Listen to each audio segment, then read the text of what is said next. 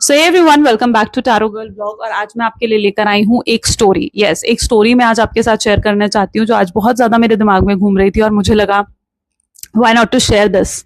ठीक है, तो आज मैं एक ऐसी ही रियल स्टोरी आपके साथ शेयर करने वाली हूँ, क्योंकि आप जैसे जानते हो ना कि मैं एक टैरो कार्ड रीडर हूँ और बहुत से लोग हैं जो मेरे पास आते हैं, अपनी स्टोरी शेयर करते हैं। एक ऐसी ही स्टोरी है, मुझे लगा कि इस स्टोरी से शायद आप रिलेट भी कर पाओगे और शायद आपको कुछ सोल्यूशन भी मिल सकता है स्टोरी से। तो ये एक रियल स्टोरी है जो मैं अब आपके साथ शेयर करने वाली हूँ। तो ये स्टोरी एक लड़की की जो मेरे पास आई थी टैरो रीडिंग करवाने।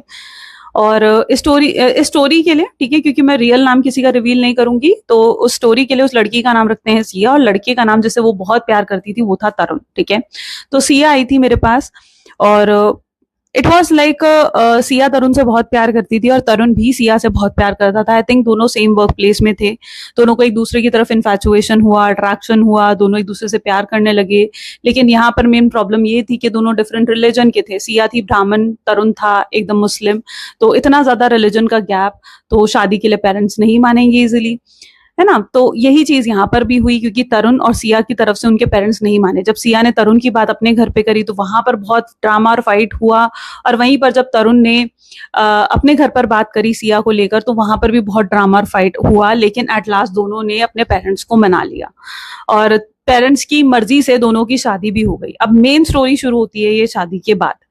क्योंकि सिया मेरे पास आई थी जब उसकी शादी हो चुकी थी, उसकी शादी को पूरा 1 महीना हो चुका था, और उसने चेंज देखा तरुण के बिहेवियर में।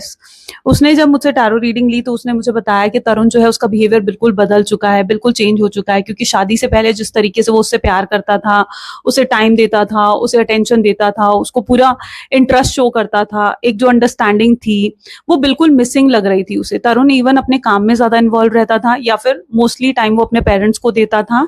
सिया के लिए उसके पास कोई टाइम नहीं था। इवन सिया जो है वो अपने घर के कामों में लगी रहती थी या फिर अपने जॉब में लगी रहती थी, और तरुण के पास इतना टाइम भी नहीं था कि वो सिया का हाल चाल तक पूछ ले। सिया उस घर में रहते हुए भी बहुत ज्यादा अकेला फील कर रही थी, और इसी प्रॉब्लम को लेकर वो मेरे पास आई थी। इवन मैं ये कहूंगी कि तरुण के जो घर वाले थे, उसके जो पेरेंट्स थे, वो भी सिया के साथ इतना स्वीटली बिहेव करते थे, मतलब बहुत अच्छे से बात करना, उसकी हेल्प करना, ये सब चीजें करते थे उसके पेरेंट्स। कुछ वहां से भी उसे प्रॉब्लम नजर नहीं आ रही थी, और वो रूट कॉज यहाँ पर फाइंड नहीं कर पा रही थी कि आखिर प्रॉब्लम कहाँ पर है, कि तरुण इतना कैसे बदल सकता है शादी के बाद। क्योंकि तरुण शादी से पहले उसके लिए इतना ऑब्सेस था, इतना ज्यादा पोजेसिव था, उसको बार बार कॉल करना, मैसेज करना, उसके लिए पूरे तरीके से पागल होना, वैसी एनर्जी थी तरुण की। लेकिन एकदम शादी के बाद उसकी जैसे एनर्जी ही चेंज हो गई, और वो चीज सिया समझ नहीं पा रही थी कि आखिर ऐसा क्यों हो रहा है। Then she came to me for the tarot reading. तो देन आई टोल्ड हर के मैंने उसके पूरे कार्ड्स वगैरह निकाले, ठीक है, पूरी न्यूमरोलॉजी के थ्रू, हर चीज के थ्रू मैंने उसका चेकआउट करा, और मैंने उसे बताया कि मेन जो यहाँ पर प्रॉब्लम आ रही है वो उसके पेरेंट्स यानी तरुण के पेरेंट्स की तरफ से आ रही है। क्योंकि तरुण के पेरेंट्स जो है वो सिया को बिल्कुल पसंद नहीं करते, और उसके सामने अगर वो स्वीट बन रहे हैं तो वो बहुत ही फेक तरीके से स्वीट बन रहे हैं। लेकिन रियलिटी में उसके पेरेंट्स के अंदर बहुत ज्यादा बिटरनेस है, क्योंकि तरुण जिस तरीके से सिया को पसंद करता था ना, उसके लिए वो पागल था। उसके पेरेंट्स लिटरली वो चीज बर्दाश्त नहीं कर पा रहे थे, और उन्हें लग रहा था कि जरूर सिया ने तरुण के ऊपर कुछ कर दिया है, जो तरुण इस तरीके से उसके लिए पागल हुआ जा रहा है, और डिफरेंट कास्ट, डिफरेंट रिलीजन में उसने शादी तक कर ली है, और उस सिया के लिए वो लड़ रहा है, झगड़ रहा है अपने पेरेंट्स तक से। ठीक है, तो तरुण जो है ना, तरुण के जो पेरेंट्स है ना, वो ये चीज बर्दाश्त नहीं कर पा रहे थे। तो मैंने सिया को प्रॉपरली बताया कि जो प्रॉब्लम आ रही है वो तरुण के पेरेंट्स की तरफ से आ रही है। इवन तरुण के जो पेरेंट्स है उन्होंने तरुण के ऊपर भी कुछ ऐसा करा है जिससे तरुण और सिया के बीच में कुछ डिफरेंसेस क्रिएट हो। ठीक है, और प्रॉपरली तरुण का वो माइंड वॉश भी कर रहे हैं, उसको मैनिपुलेट भी कर रहे हैं। लेकिन सिया ने तब मेरी बात पर यकीन नहीं करा। शी फेल्ट लाइक के मुझे आप पर यकीन नहीं है। उसने शायद उसके बाद मेरा फोन कट भी कर दिया कि नहीं, शायद सॉरी, मुझे आपसे टैरो रीडिंग लेकर अच्छा लगा लेकिन मैं आप पर बिलीव नहीं कर पा रही हूँ, सॉरी। मैंने कहा ओके, इट्स ओके, लेकिन ये चीज आपके सामने जरूर आएगी।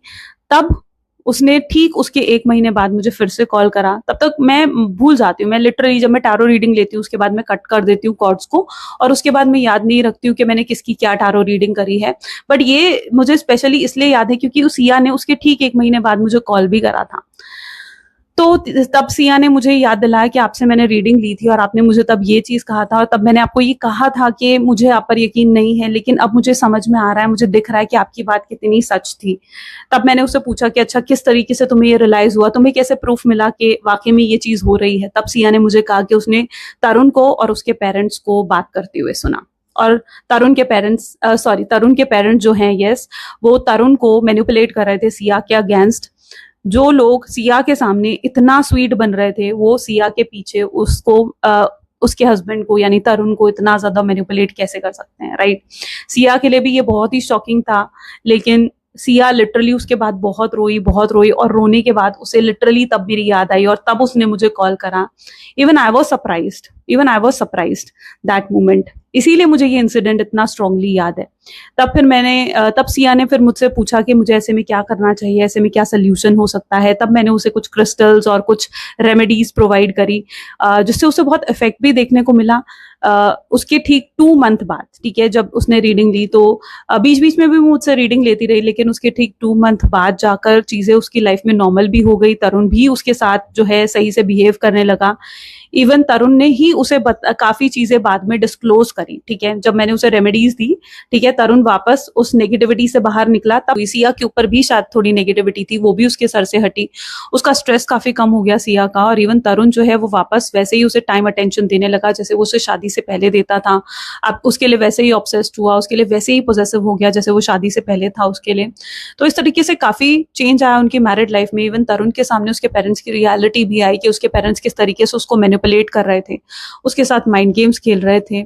और उसके बाद तरुण ने इवन अपने पेरेंट्स पर ज्यादा विश्वास नहीं करा सिया को लेकर, बट चीजें काफी इंप्रूव हो गई थी उसकी लाइफ में। तो यस, ये एक छोटी सी स्टोरी थी जो मुझे लगा कि मैं आपके साथ शेयर करूं, ताकि आपको भी थोड़ी क्लैरिटी मिल सके किस तरीके से चीजें चलती हैं, और हमें कई बार पता नहीं चलता कि हमें रेमेडीज की जरूरत होती है या हमें रीडिंग की जरूरत होती है। कभी कभी हमें जरूरत होती है कि कोई हमें आकर बताएं कि क्या प्रॉब्लम है, क्या रूट कॉज है, क्योंकि हम कभी कभी खुद नहीं समझ पाते हैं इन सब चीजों को। तो यस, ये एक छोटी सी स्टोरी थी। ऐसी और भी बहुत सी स्टोरीज हैं मेरे पास जो मैं आपके साथ शेयर करना चाहूंगी। तो मेरे पास ये छोटी सी स्टोरी थी जो मुझे लगा कि मैं आपके साथ शेयर करूंगी, तो शायद आपको भी इससे कुछ सीखने को मिले। ऐसी और भी बहुत सी स्टोरीज हैं मेरे पास जो पूरी रियल लाइफ इंसिडेंट्स पर जो है बेस्ड है। सो यस, अगर आप उसे सुनना चाहते हो तो मुझे जरूर कमेंट्स में बताना। चलिए, this was all for today. मिलते हैं फिर नेक्स्ट वीडियो में। Till then take care and bye bye.